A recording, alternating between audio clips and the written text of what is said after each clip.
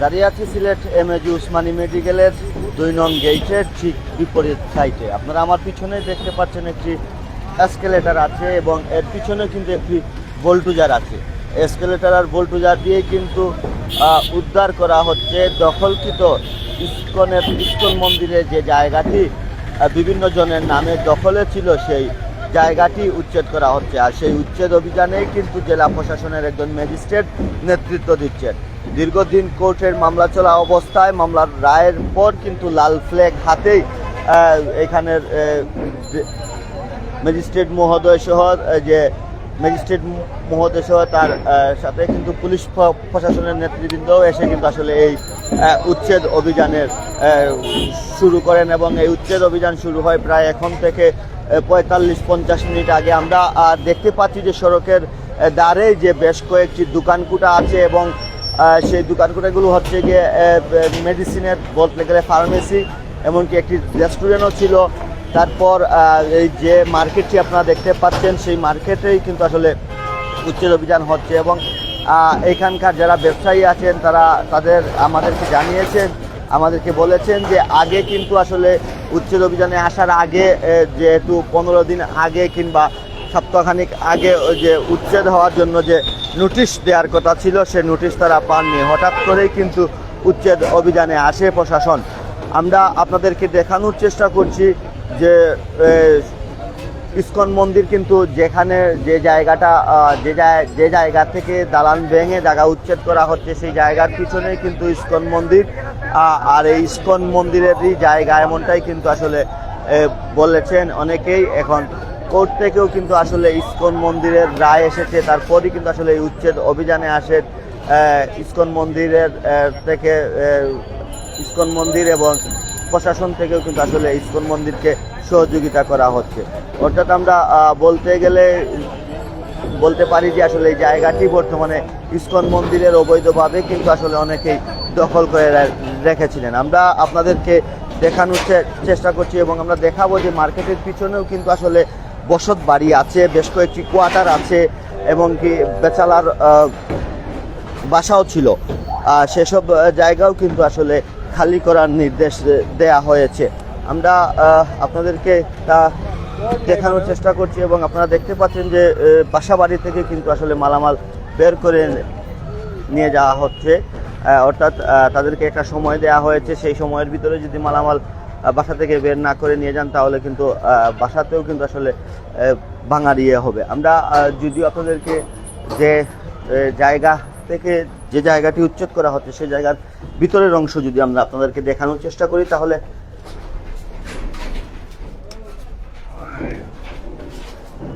বলতে গেলে প্রায় ৩ তলা একটি বাসা এবং এর সামনেই কিন্তু আসলে বেশ কয়েকটি দোকানপাট ছিল। এই জায়গাটি কিন্তু আসলে উচ্ছেদ করা হচ্ছে এবং এই জায়গাটি কিন্তু আমি আগেও বলেছি ইস্কন মন্দিরের এবং কোর্টের রায়ও কিন্তু আসলে তারা পেয়েছেন এবং কোর্ট থেকেই কিন্তু তাদেরকে নির্দেশ দেওয়া হয়েছে যে জায়গাটি ইস্কন মন্দিরকে বুঝে দেওয়ার জন্য জেলা প্রশাসকের নির্বাহী ম্যাজিস্ট্রেটের মাধ্যমে কিন্তু আসলে এই জায়গা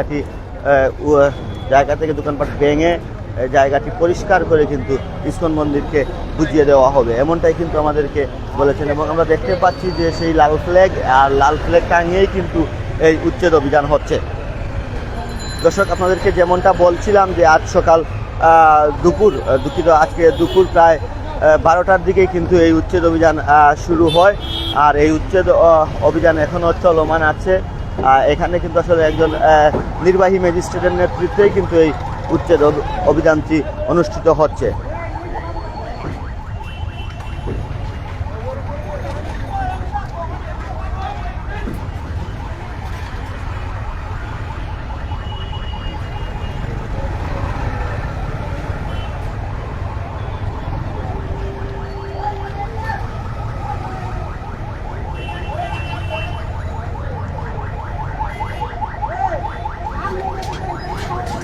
যেহেতু ব্যস্ত এলাকা Sylhet MAG Usmani medical college, সড়কের এক পাশ বন্ধ রেখেই কিন্তু আসলে উচ্ছেদ অভিযান হচ্ছে, তা আপনারা দেখতে পাচ্ছেন। তাতে যানজটও কিন্তু আসলে সৃষ্টি হয়েছে।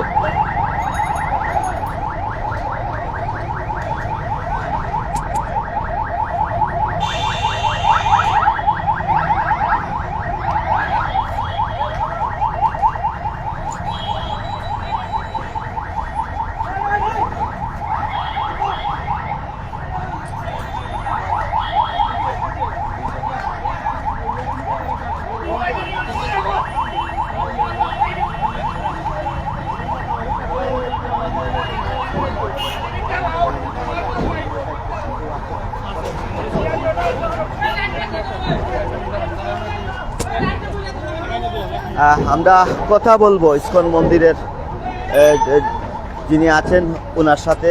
সেখানে ইসকন মন্দিরের থেকে যে প্রতিনিধি পাঠানো হয়েছে সেই প্রতিনিধির সাথে কথা বলবো, জানবো আসলে জায়গাটি কাদের দখলে ছিল, কিভাবে জায়গাটি উচ্ছেদ হলো, সব কিছুই আমরা জানার চেষ্টা করব।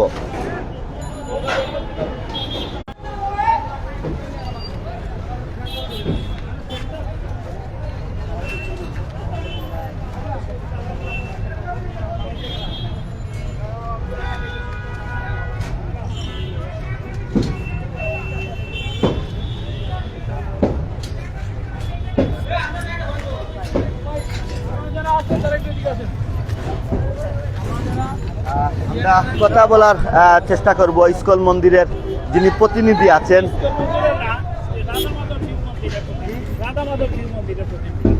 দুঃখিত, রাধা মাধব ডিউ মন্দিরের প্রতিনিধির সাথে আমরা কথা বলবো, যেহেতু আসলে এই জায়গাটি কাদের দখলে ছিল বা আপনারা এই জায়গা পেলেন কিভাবে?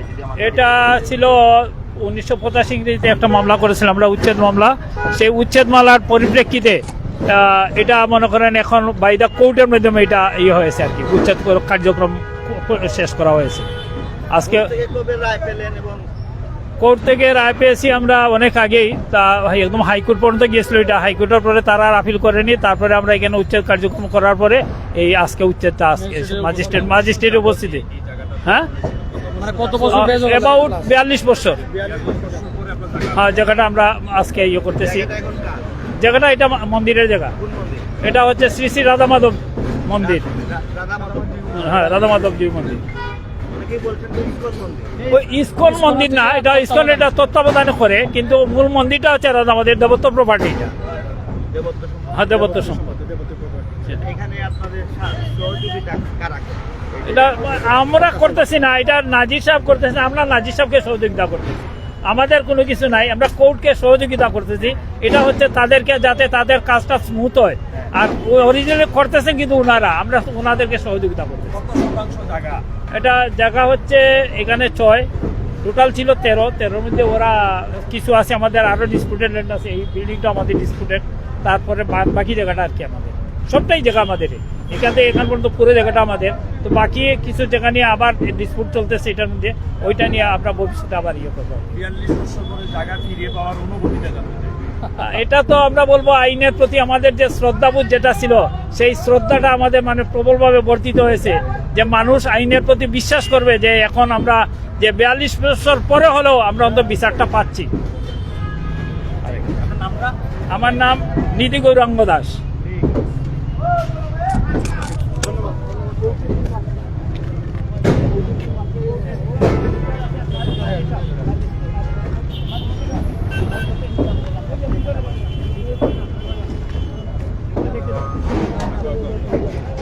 আমরা কথা বলছিলাম মন্দিরের থেকে যে প্রতিনিধি আছেন এইখানে উচ্ছেদ অভিযানে সহযোগিতা করছেন, সেই প্রতিনিধির সাথে তিনি আমাদেরকে জানিয়েছেন 42 বছর পর তারা তাদের জায়গা ফিরে পেয়েছেন এবং আইনের প্রতি তাদের সম্মান আরও বেড়ে গেল, এমনটাই কিন্তু আমাদেরকে জানিয়েছেন। আমরা আসলে এখন কথা বলার চেষ্টা করব এখানে যার নেতৃত্বে অভিযান হচ্ছে সেই নির্বাহী ম্যাজিস্ট্রেটের সাথে আমরা কথা বলার চেষ্টা করব।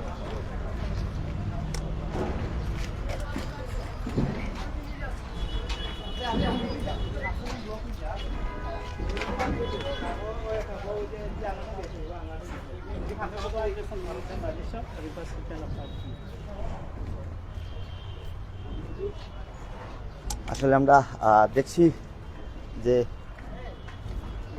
লই যাই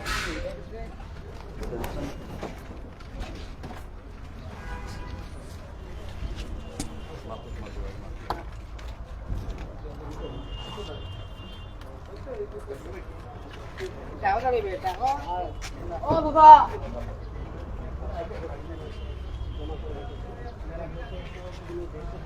আইটেম নেই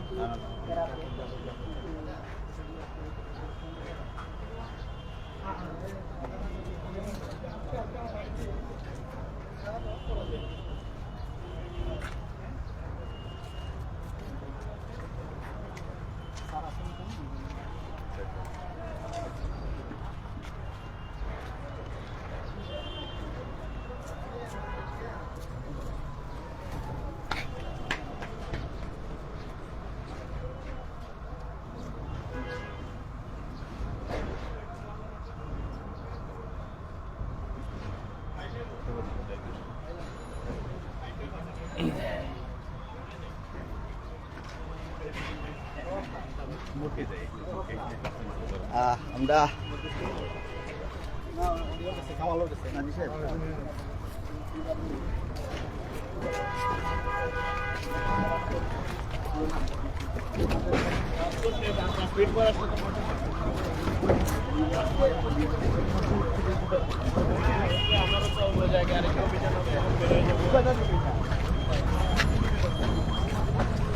আসলে আমরা কথা বলার চেষ্টা করব জেলা প্রশাসক থেকে যে নির্বাহী ম্যাজিস্ট্রেট এইখানে অভিযানের পরিচালনা করছেন তার সাথে জানবো এবং জানানোর চেষ্টা করব। আমি একটা ক্লিপ দিয়ে দিচ্ছি আপনার এই জায়গাটাতে, আমি লিখে নাই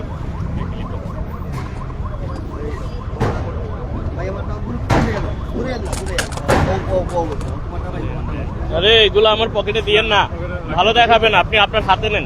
দেখা যাবে না, দেখা যাবে, যাবে না কেন? এখন না কেন দেন তো আমাকে। আপনার নাম্বারটা কত?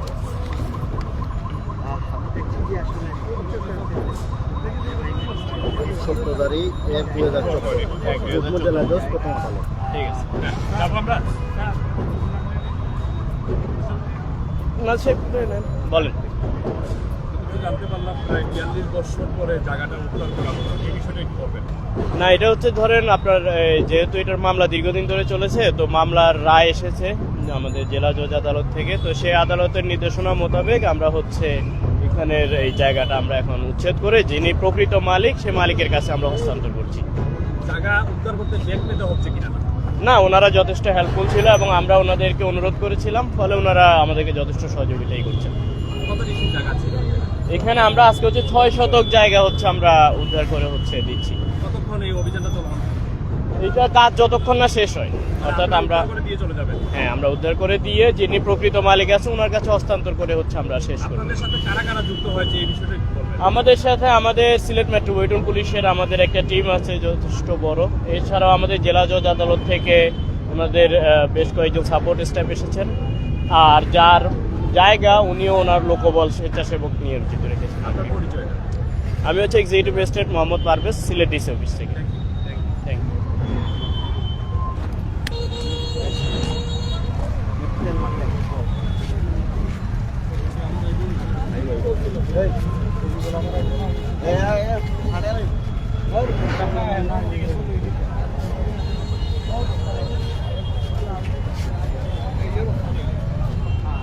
আমরা কথা বলছিলাম যে এখানকার নেতৃত্ব যিনি দিচ্ছেন উচ্ছেদ অভিযানের পারভেজ নির্বাহী ম্যাজিস্ট্রেট পারভেজ আলম, তিনি জানিয়েছেন যে 42 বছর পর জায়গা উদ্ধার হয়েছে এবং মামলা রায় পেয়েছেন এবং জায়গা উদ্ধার হয়েছে এমনটাই কিন্তু আমাদেরকে জানিয়েছেন। এখন পর্যন্ত কোনো ধরনের অপ্রীতিকর কোনো ঘটনা ঘটেনি। বিভিন্ন জায়গায় গেলেই কিন্তু আসলে জায়গা উচ্ছেদে গেলে বিভিন্ন ধরনের দুর্ঘটনা ঘটে, অপ্রীতিকর ঘটনা ঘটে, এখন পর্যন্ত এসব কোনো কিছু ঘটেনি। দর্শক, এই ছিল আমাদের কাছে সিলেটের উসমানী মেডিকেলের 2 নং গেটের অপোজিট সাইডের যে উচ্ছেদ অভিযান, সেই উচ্ছেদ অভিযানের সর্বশেষ খবর। পরবর্তীতে আবারও কোনো না কোনো খবর নিয়ে আপনাদের সাথে সংযুক্ত হবো। তখন ভালো থাকুন, সুস্থ থাকুন, সিলেটের সাথেই থাকুন। আল্লাহ হাফিজ।